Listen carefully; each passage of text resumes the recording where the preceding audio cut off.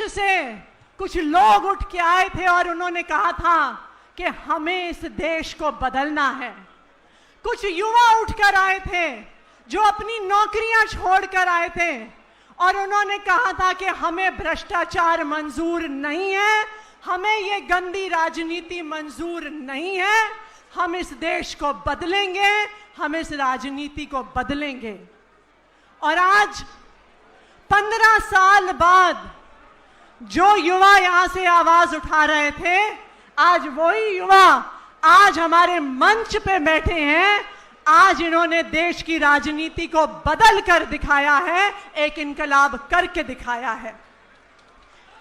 एक समय था जब किसी भी पढ़े लिखे यूथ को बोला जाता था कि बेटा राजनीति में मत आना, नेताओं से दूर रहना, राजनीति से दूर रहना, क्योंकि राजनीति गंदी चीज है। लेकिन जंतर मंतर की उस क्रांति में कुछ युवाओं ने हिम्मत करी और अरविंद केजरीवाल जी के नेतृत्व में आम आदमी पार्टी की शुरुआत करी इस देश की राजनीति को बदलने के लिए। मुझे याद है जब अरविंद केजरीवाल जी ने आम आदमी पार्टी की शुरुआत की थी तो लोग हंसा करते थे, कहते थे तुम लोग करोगे राजनीति, ना तुम्हारे पास धन बल है, ना तुम्हारे पास बाहुबल है, ना जात पात की बात करते हो, ना धर्म की बात करते हो। कहते थे इस देश में ईमानदारी की राजनीति नहीं होती, इस देश में काम की राजनीति नहीं होती। लेकिन दिल्ली वालों का प्यार था, दिल्ली वालों का आशीर्वाद था कि अरविंद केजरीवाल जी के नेतृत्व में ना सिर्फ आम आदमी पार्टी ने चुनाव लड़ा, बल्कि 67 सीटों के साथ दिल्ली में सरकार बनाई और अरविंद केजरीवाल जी को दिल्ली का मुख्यमंत्री बनाया। उससे पहले सरकारें कहती थी कि हम स्कूल नहीं बना सकते, हमारे पास पैसे नहीं है, हम अस्पताल नहीं बना सकते, हमारे पास पैसे नहीं है, हम सड़कें नहीं बना सकते, हमारे पास पैसे नहीं है। लेकिन अरविंद केजरीवाल जी ने दिखा दिया कि अगर ईमानदारी से राजनीति करते हो तो हर चीज के लिए पैसा है। सरकारों के पास पैसे की कमी नहीं थी, सरकारों के पास नीयत की कमी थी और अरविंद केजरीवाल जी के पास ईमानदार नीयत थी। लेकिन बीजेपी को लगा कि अगर अरविंद केजरीवाल जी की ईमानदार राजनीति सफल हो जाएगी तो उनकी तो दुकान बंद हो जाएगी। सब लोग चाहेंगे हमें भी ऐसे स्कूल चाहिए, हमें भी मोहल्ला क्लिनिक चाहिए, हमें भी अपने युवाओं के लिए शानदार राजनीति चाहिए। और इसीलिए यह षड्यंत्र रचा गया, अरविंद केजरीवाल जी पर कीचड़ उछालने का षड्यंत्र रचा गया, भ्रष्टाचार के आरोपों का षड्यंत्र रचा गया और एक के बाद एक आम आदमी पार्टी के सभी नेताओं की गिरफ्तारी शुरू हुई। संजय सिंह जी को गिरफ्तार किया, सत्येंद्र जैन जी को गिरफ्तार किया, मनीष सिसोदिया जी को गिरफ्तार किया, अरविंद केजरीवाल जी को गिरफ्तार किया। मुझे याद है एक समय ऐसा था जब सीबीआई नेताओं के घर रेड मारती थी तो कैश के बड़े बड़े ढेर मिलते थे, सोने के बिस्कुट मिलते थे, शेल कंपनीज के कागज मिलते थे।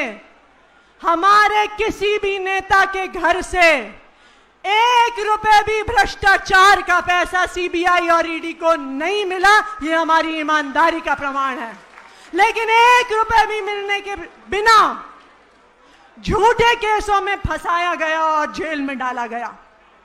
और आज जो बात आम आदमी पार्टी 4 साल से कह रही थी कि ना हमने 1 रुपए का भ्रष्टाचार किया है, ना 1 रुपए का भ्रष्टाचार करेंगे, आज राउज एवेन्यू के सीबीआई कोर्ट ने उस बात का ठप्पा लगा दिया कि आम आदमी पार्टी कट्टर ईमानदार है, मनीष सिसोदिया कट्टर ईमानदार हैं, अरविंद केजरीवाल कट्टर ईमानदार हैं।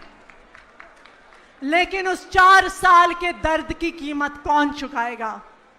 जब अरविंद केजरीवाल जी जेल में थे और उनका शुगर बढ़ रहा था और उनको इंसुलिन नहीं मिल रही थी, उनके स्वास्थ्य की कीमत कौन चुकाएगा? जो मनीष सिसोदिया जी की पत्नी बार बार अस्पताल में एडमिट हुई, उनकी तबीयत खराब हुई, उनके स्वास्थ्य की कीमत कौन चुकाएगा? संजय सिंह जी के बुजुर्ग माता पिता के आंसुओं की कीमत कौन चुकाएगा?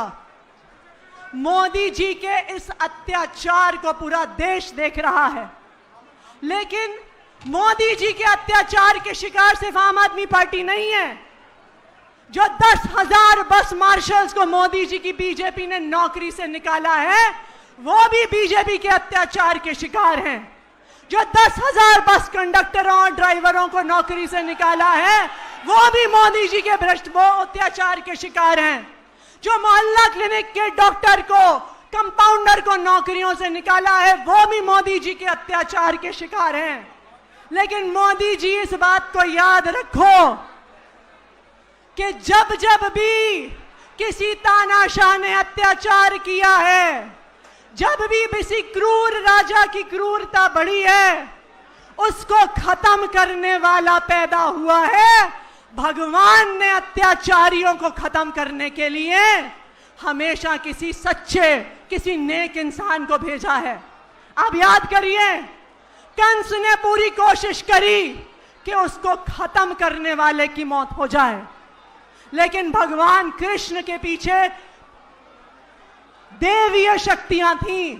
जब वो पैदा हुए, कारागार खुल गए, सारे जो वहां पे सैनिक तैनात थे वो सो गए। यमुना नदी चीर के वासुदेव जी उन्हें मथुरा ले गए, क्योंकि कंस के अत्याचार के खत्म होने का समय आ गया था।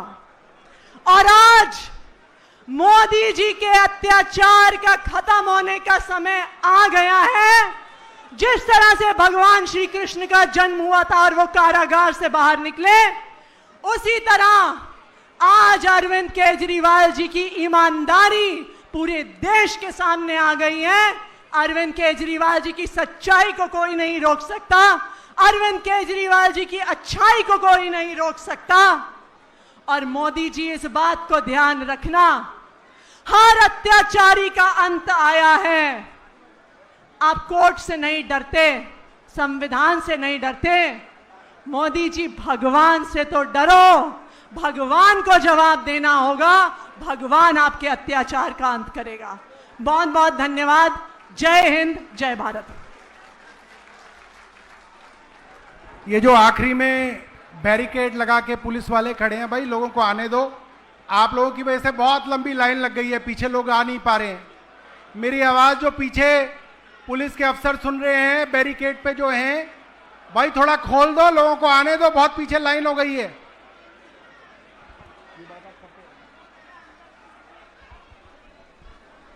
बहुत बहुत धन्यवाद आतिशी जी।